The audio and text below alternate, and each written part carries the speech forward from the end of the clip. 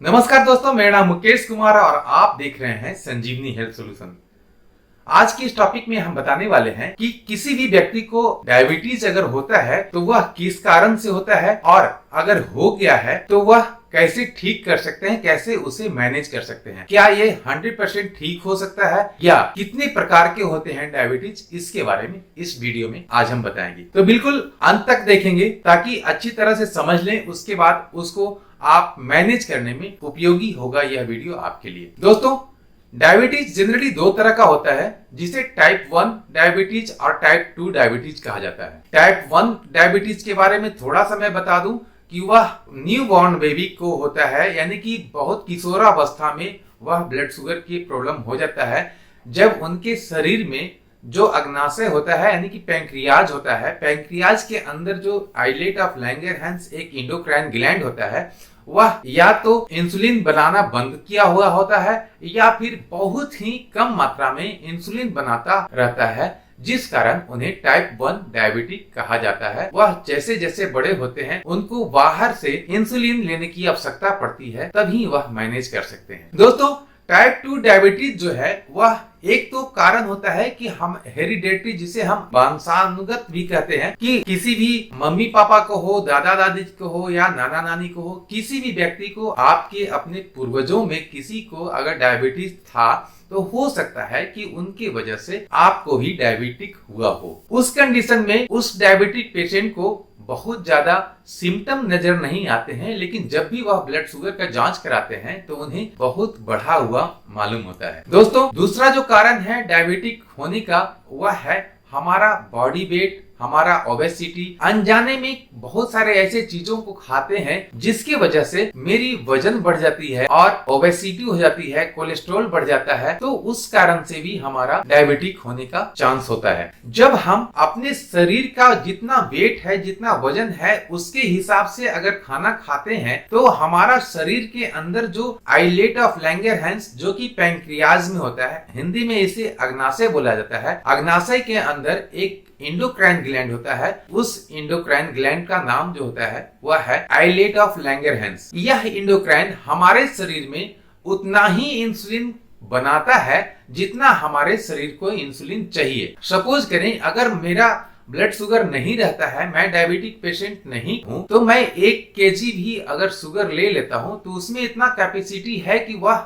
1 kg को पचाने के लिए उसको जितना इंसुलिन बनाना है वह बनाएगा। एक तो पहले देखा जाता था कि 40-45 के बाद, जैसा कि सभी कोई जानते हैं कि एक एज, जब हमारा एज डाउनवर्ड में जाने लगता है तो उस कंडीशन में हमारे बहुत सारे ऑर्गन्स हैं जो कि काम कुछ कम करने लगते हैं, तो उस कंडीशन में भी यह भी काम कम करने लगता है, तो हमें डायबिटीज का प्रॉब्लम और उसका सिम्टम नजर आने लगता है। दोस्तों, अब तो यह देखा जा रहा है कि 25 से 30 के बच्चों को भी ब्लड शुगर का प्रॉब्लम, डायबिटिक का प्रॉब्लम हो जा रहा है। क्यों? क्योंकि उनके खाने पीने का जो हैबिट है और उनके शारीरिक यानी कि फिजिकल वर्क नहीं है, जिस कारण उनके अंदर जो शुगर का लेवल जा रहा है वह निकल नहीं रहा है, उतना कैलोरी वह बर्न नहीं कर रहे हैं अपने फिजिकल एक्टिविटी से, और उन्हें भी हो जाता है। दोस्तों, ब्लड शुगर का प्रॉब्लम या डायबिटिक का प्रॉब्लम हमें ना हो, इसके लिए हम अगर जितना खाना खाते हैं, जितना कैलोरी पूरे दिन में लेते हैं और उतना कैलोरी हम बर्न कर लेते हैं, यानी कि फिजिकल एक्टिविटी उतना हम कर लेते हैं, तो हमारा उतना कैलोरी बर्न अगर हो जाता है तो हम अपने बॉडी वेट को मेंटेन रख सकते हैं। लेकिन अगर हम जितना कैलोरी खाना में ले रहे हैं और उतना कैलोरी हम बर्न नहीं कर रहे हैं, उतना पचा नहीं पा रहे हैं, उतना एक्टिविटी हम नहीं कर रहे हैं, तो हमारे शरीर के अंदर वह कैलोरी जमा होते रहता है और वह धीरे धीरे हमें मोटापे की तरफ ले जाता है, कोलेस्ट्रॉल बढ़ाने लगता है और ओबेसिटी हो जाती है। तो इस कंडीशन में हमें डायबिटिक बहुत ज्यादा बढ़ने का चांस हो जाता है। दोस्तों, डायबिटिक में हर आदमी जानता है कि किसी भी प्रकार का चीजें जो शुगर यानी कि चीनी से बना हुआ है या किसी भी तरह का ऐसा फल जिसमें ज्यादा मिठास है, उसे हमें नहीं लेना चाहिए। दोस्तों, एक बार अगर हमारा डायबिटिक बढ़ गया है तो बहुत ही कम चांस होता है कि हम उसे 100% ठीक कर सकें, क्योंकि हमारे अग्नाशय के अंदर जो आइलेट ऑफ लैंगरहैंस अगर 5% भी काम कम करना शुरू करता है, यानी कि अपना 100% काम नहीं कर रहा होता है, तो हमारे शरीर में ब्लड शुगर का लेवल बढ़ने लगता है, क्योंकि पूरा इंसुलिन वह नहीं पैदा कर रहा है, नहीं बना रहा है। और हम जितना खाते थे शुगर के रूप में उतना ले रहे हैं, तो हमारे शरीर में ब्लड में जाकर वह मिलता है, और जब हम जांच कराते हैं तो इससे पता चलता है कि हमारा ब्लड शुगर लेवल बढ़ा हुआ है। फर्स्ट टाइम तो बहुत सारा सिम्टम्स नजर आने लगते हैं, लेकिन जैसे जैसे आप साल 2 साल 3 साल 4 साल पुराने पेशेंट होते हैं तो आपको बहुत ज्यादा बढ़ने के बाद भी बहुत ज्यादा सिम्टम नजर नहीं आते हैं, लेकिन वह ब्लड शुगर कहीं न कहीं आपके शरीर को, आपके शरीर के अंदर जितने भी ऑर्गन्स हैं, जो मेन ऑर्गन्स हैं, उनको हानि पहुंचाते रहता है। और कभी ऐसा होता है कि कोलेस्ट्रॉल का प्रॉब्लम हो जाता है,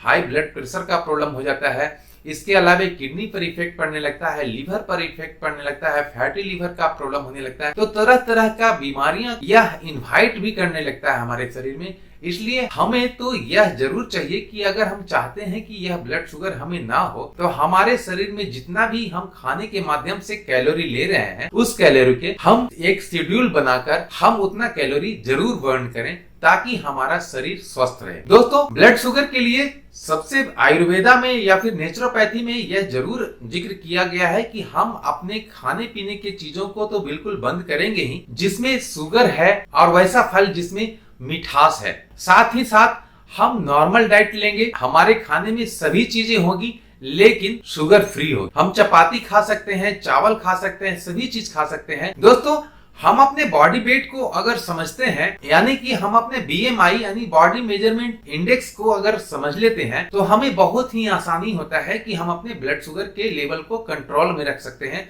और उसे ठीक यानी कि रिवर्स कर सकते हैं, एक नॉर्मल लेवल के आसपास उसे रख सकते हैं, उसे मैनेज कर सकते हैं। दोस्तों, खाने पीने की चीजों में सुबह में जब सो के उठते हैं तो आयुर्वेदा में या फिर आपके नेचुरोपैथी में भी यही बताया जाता है कि आप सुबह में मेथी दाना फुलाकर रात भर भिगोकर पानी में रख दें और सुबह पहर 1 से 2 चम्मच मेथी दाना चबा चबा कर खा लें, तो आपका ब्लड शुगर लेवल बहुत ही हद तक कम हो जाता है। चाय यानी कि ग्रीन टी से भी हमारे शुगर लेवल को बूस्ट मिलता है कम करने में। दोस्तों, खाने पीने की चीजों में और भी जितने भी हम खाना खाते हैं, नाश्ता करते हैं, सभी चीज का उपयोग करेंगे, लेकिन हरी साग सब्जियां का उपयोग ज्यादा करेंगे, ताकि हमारी पाचन क्रिया भी सही रहे। तब जाकर वह सही से हमारा अग्नाशय भी काम करना शुरू करेगा और उसके अंदर इंसुलिन बनना भी शुरू होगा। दोस्तों, इसे मेंटेन करने के लिए सभी डॉक्टर यह सलाह जरूर देते हैं कि आप थोड़ा सा आधा घंटा से लेकर 45 मिनट तक फिजिकल वर्क सुबह में जरूर करें, अगर आपका ब्लड शुगर लेवल हाई रह रहा है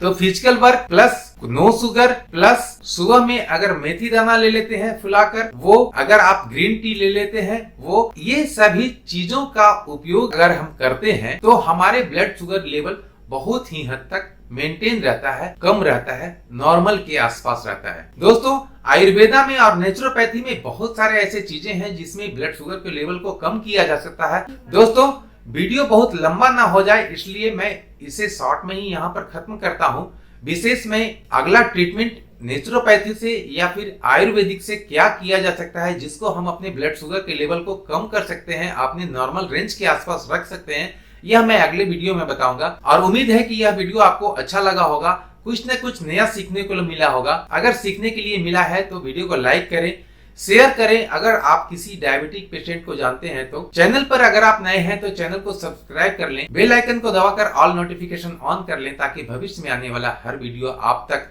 सबसे पहले पहुंच सके। दोस्तों, इंस्टाग्राम का आईडी मेरे डिस्क्रिप्शन बॉक्स में डाल रखा है, ताकि अगर आप अपना ब्लड शुगर के लेवल का रिपोर्ट हमसे शेयर करना चाहते हैं तो इंस्टाग्राम के माध्यम से शेयर कर सकते हैं। मिलते हैं अगले वीडियो में किसी और अच्छे टॉपिक पे, तब तक के लिए जय हिंद, जय भारत।